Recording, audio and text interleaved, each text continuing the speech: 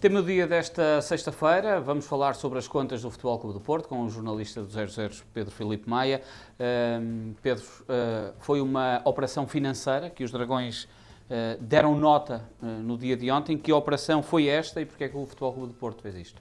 Olha, uma operação histórica, nunca nenhum clube português tinha pedido tanto dinheiro, um empréstimo tão grande, foram 115 milhões de euros, o Porto quis renegociar a sua dívida e refinanciar-se, podendo assim dar resposta às suas despesas imediatas e também garantir alguma tranquilidade financeira para o futuro do clube.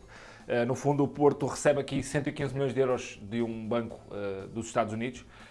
Foi aí que o Porto se conseguiu refinanciar e será um acordo a 25 anos, ou seja, o Porto estará comprometido com este acordo até 2049.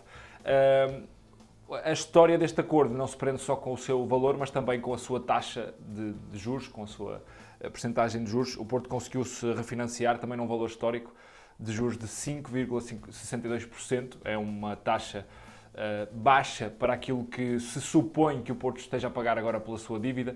Não foi anunciado, mas alguns especialistas foram fazendo algumas contas e seguramente estará acima dos 7%, pelo menos é isso que é escrito. Portanto, o Porto consegue aqui baixar entre os 7% e 8% de juros para os 5,62% de juros em taxa fixa. O que é que isto quer dizer? É que o Porto nunca será surpreendido com a variação de taxa de juros nos próximos 25 anos. O Porto sabe exatamente aquilo que vai pagar em termos de juros a esta entidade financeira. Esta era uma promessa eleitoral de André Vilas-Boas, foi uma das suas maiores bandeiras da campanha, foi renegociar a dívida do Futebol Clube do Porto para estes valores, conseguiu fazê-lo e sem dar como garantias dois grandes ativos da vida do clube. Isto também é importante referenciar, ou seja, o Porto para esta dívida não deu como garantia nem o estádio, nem qualquer passe de jogadores. Ou seja, isto mantém-se intacto nas mãos do clube, mantém-se intocável, aconteça o que acontecer a esta dívida, o Futebol Clube do Porto nunca perderá os direitos sobre o seu estádio, nem sobre passos dos jogadores, que são ativos importantes para a vida financeira do clube. Outro detalhe é que nos primeiros 3 anos desta dívida o Porto nunca pagará nenhum valor além dos juros, ou seja, os primeiros 3 anos serão sempre em novembro entregues a esta entidade financeira dos Estados Unidos só o valor dos juros e só a partir daí é que o Porto começará a entregar capital e, no fundo, o Porto deu como garantia a sua atividade económica do estádio naquele acordo que o Porto fez com a Itaca. O Porto deu, ou cedeu, 30% dos direitos comerciais do estádio à Itaca e ficou com 70% nas suas mãos. Ora, é aqui nestes 70% que o Porto se vai alicerçar para pagar esta dívida nos próximos 25 anos, ou seja, o Porto, destes 70% que tem, vai ter uma receita financeira da atividade que faça do estádio, atividade comercial.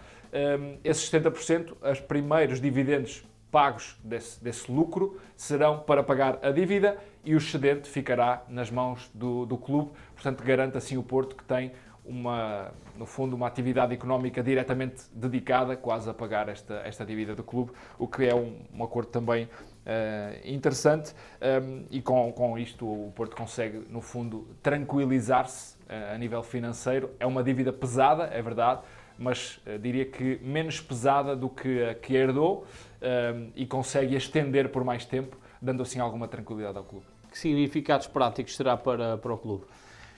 O Porto, no fundo, estica a corda do tempo em relação à dívida que tem. O Porto tem um passivo de 520 milhões de euros e consegue fazer com que este passivo, no fundo, não aumentá-lo e pagá-lo durante mais tempo com menos juros.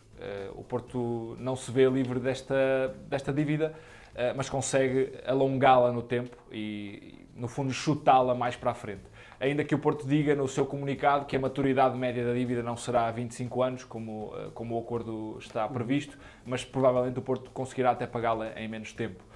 O Porto aponta para 16 anos e meio, mas obviamente é uma estimativa. No fundo, o Porto consegue aqui, a curto prazo, ganhar liquidez para pagar coisas do dia-a-dia, coisas básicas como salários, atividades comerciais. E eu acho que há aqui um pormenor também que André Vilas-Boas falou na reação a este acordo histórico e também está no comunicado, que é ganhar credibilidade junto dos parceiros, sejam agentes, sejam clubes que fizeram negócios com o Porto e que tinham dinheiro a haver, sejam jogadores, pagamento de salários no imediato, contas correntes do clube, despesas do dia-a-dia, como desde a gestão do estádio, à gestão do plantel, à gestão de todo o seu património, e o Porto, no fundo, garante aqui liquidez imediata e, com isso, ganha credibilidade interna e também com os seus parceiros, que era algo que André Vilas Boas reclamava também na sua candidatura e que tenta com este clube. No fundo, é muito dentro destas três premissas que este acordo permite que o clube respire melhor no imediato e também nos próximos anos, ainda que tenha uma dívida pesada nas mãos. Claro. O Presidente fala num investimento no crescimento esportivo. Estamos a falar de quê, especificamente?